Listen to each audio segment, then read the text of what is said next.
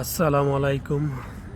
প্রিয় দেশবাসী, এলাকাবাসী এবং দেশের বাহিরের বন্ধুদের প্রতি শ্রদ্ধা এবং সালাম রইল।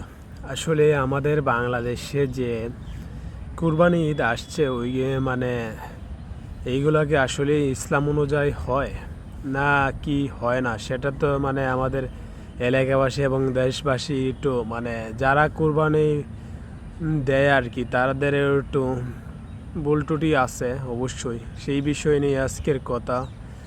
আসলে আমাদের বাংলাদেশে কোরবানি দেওয়া হয় ঠিক আছে, কিন্তু কিছু কিছু মানুষগুলো আছে যে অন্যের কাছ থেকে টাকা হেল্প করেও মানে এটা দেয় আর কি। দেখ ভালো কথা, কিন্তু ইসলাম যেভাবে মানে চাইছে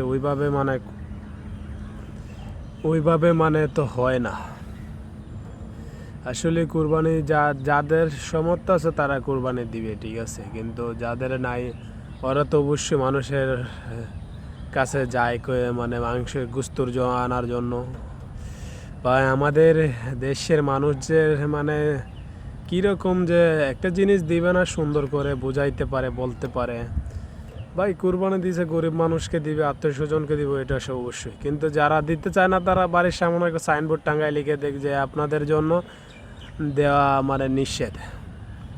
কিছু কিছু মানুষগুলো আছে আল্লাহর নামে মানে কুরবানি দিয়ে তারা নিজেরাই মানে সব কিছু কুরবানি দিলে তো আল্লাহর কাছে সব কিছু তো পৌঁছায় না। মানুষের মনের একটি কি জানি আত্মা, কি জানি পশু আত্মা আছে, ওইটা মানে কুরবানি করার লাগে আর কি। আর আল্লাহর কাছে গরুর মাংসও পৌঁছায় না বা কুরবানিও পৌঁছায় না। আর আমাদের মধ্যে দেশের মধ্যে যা সব লোকরা আছে 50% লোকেরই মানে হালাল টাকা খুব কমই। এটা বাস্তব কথা। হয়তো আপনাদের কথা খারাপ লাগতে পারে শুনতে। আসলে এই সমাজে মানে কুরবানি দেয় ঠিক আছে, কিভাবে যে এটা বিশ্লেষণ করছে বা ইসলামে কি বলছে এই বিষয়ে গবেষণা না কইরা তারা তাদের মতো মানে ইসলামকে আমাদের মন মতো তৈরি করে নিচ্ছে। এটাই তো আমাদের দেশের মানে আর কি। ইসলাম যেভাবে বলছে এইভাবে যদি মানে হইতো তাহলে তো মানে এত বেশি মানে হইতো না আর কি। যে গরিব মানুষরাও তো অর্থই এক টুকরা মাংসের জন্য মানুষের বাড়ি যায়, দাঁড়া দাঁড়া যায়। কিছু কিছু মানুষগুলো আছে যে দিবে না, ভালো কথা, সুন্দর করে বলতে পারে যে আপনারা দিতে পারতেছি না, তাইলে তো ওরা চলে যায়, মানে ওদেরকে দাঁড় করায় রাইকে পরে আবার বিদায় দেয়। আসলে এটা আমাদের বাংলাদেশে আসলে কি বলবো, বিশ্বের সমাজে তো মানে 2 টুকরা 4 টুকরা গোস্ত লাগে তো কোনো সময় মানে এত কথা বলে না। আরে ভাই আপনি দিবেন না, ভালো কথা, সুন্দর করে লিখে দিবেন বাড়ির সামনে যায় কোরবানির গোস্ত গরিব মিসকিনদের দেওয়া হয় না, যা দিছি আমাদেরই লাগবে। তাইলে আপনি কোরবানি দিচ্ছেন কেন ভাই? আপনি এছাড়াও আলাদাভাবে 2টা 3টা গরু কোরবানি দিয়ে আপনি ফ্রিজে রাখে খাইতে পারেন, এটা আপনার ব্যক্তিগত বিষয়। তাহলে তো আর কোরবানির সময় কোরবানি দেওয়ার কোনো প্রয়োজন নাই। আসলে আমাদের বাংলাদেশে এরকমই পরিস্থিতি, যে কোনো বিষয়ে আর কি মানে ইসলাম যেভাবে চলে ওইভাবে চলতে চায় না। এটা আমাদের বাংলাদেশের মোটামুটি 50 বা আরও বেশি হইতে পারে এরকম মানুষের ধারণা বা এরকমই অবস্থা।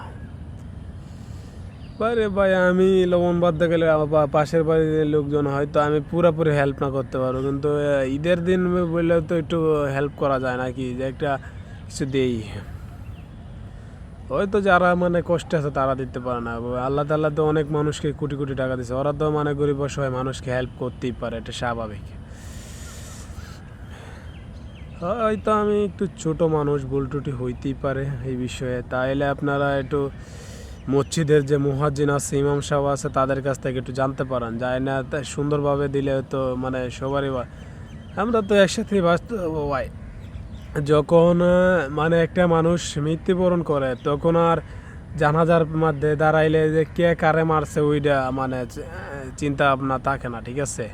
তাহলে আমরা একসাথে কুরবানি দিয়ে মানে যতটুকু পারি মানুষকে হেল্প করে এবং মানুষের যতটুকু পারা যায় আর কি সাধ্যের বাইরে দেওয়ার জন্য আমরা বলতে চাই না। বলছি না, নামাজের সময় যে মানে একসাথে সবাই দাঁড়াইলে পরে আর হাজারো কষ্ট ভুলে দেওয়া যায়। তাহলে একসাথে আমরা ঈদ কাটাইতে পারি না কেন? আমাদের আমাদের এই সমাজে আসলে আপনাদের জন্য ভালো ভিডিও দেওয়ার চেষ্টা করব। আপনারা অবশ্যই লাইক করবেন, কমেন্ট করবেন, ভালো থাকবেন এবং সাথে থাকবেন। আপনাদেরকে অসংখ্য ধন্যবাদ। আল্লাহ হাফেজ।